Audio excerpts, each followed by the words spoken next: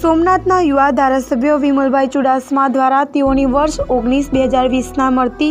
ગ્રાન્ટમાંથી વેરાવળ તાલુકાના હાર્દ સમાન અને ધાર્મિક સ્થળ પર એવા ભાલકા મંદિરની બાજુમાં તેમજ રામ ભરોસા ચોક પાસે એસટી પિકઅપ સ્ટેન્ડનું વિમલભાઈ ચુડાસમાની અધ્યક્ષતામાં અને ભાલકા નિરાલી ખોડિયાર મંદિરના મહંત શ્રી બજરંગદાસ બાપુ અને સમસ્ત મુસ્લિમ સમાજના પ્રમુખ શ્રી અનવરભાઈ પટેલ દ્વારા પિકઅપ સ્ટેન્ડનું લોકાર્પણ કરી જાહેર જનતા માટે ખુલ્લો મૂકવામાં આવેલ છે।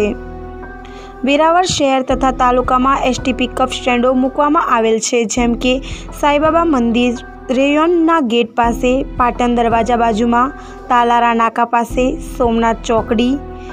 સોમનાથ લીલાવતી ભવન પાસે તેમજ આસપાસના ગ્રામો જેવા કે છાત્રોડા, ચાંડુવાવ, કિંદરવાવ, સુપાસી,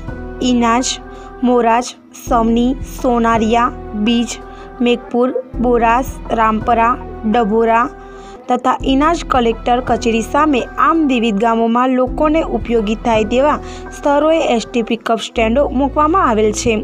આ લોકાર્પણ પ્રસંગમાં ધારાસભ્ય વિમલભાઈ ચુડાસમાએ જણાવેલું હતું કે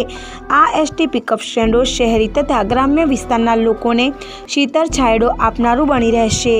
અને મારી ગ્રાન્ટનો સદઉપયોગ થયેલ છે અને જેનો મને સંપૂર્ણપણે સંતોષ થયેલ છે। આ પ્રસંગે ગીર સોમનાથ જિલ્લા કોંગ્રેસના પ્રમુખ અને કાર્યકરો, વેરાવળ તાલુકા કોંગ્રેસના પ્રમુખ તથા કાર્યકરો અને શહેર કોંગ્રેસ પ્રમુખ તથા જિલ્લા મહિલા કોંગ્રેસ પ્રમુખ તથા કાર્યકરો અને શહેર મહિલા પ્રમુખ અને કાર્યકરો તેમજ શહેર અને ગ્રામ્ય વિસ્તારના આગેવાનો તેમજ કાર્યકરો મોટી સંખ્યામાં જોડાયેલા હતા। Arvind Sodha, RYS news, Gir Somnath.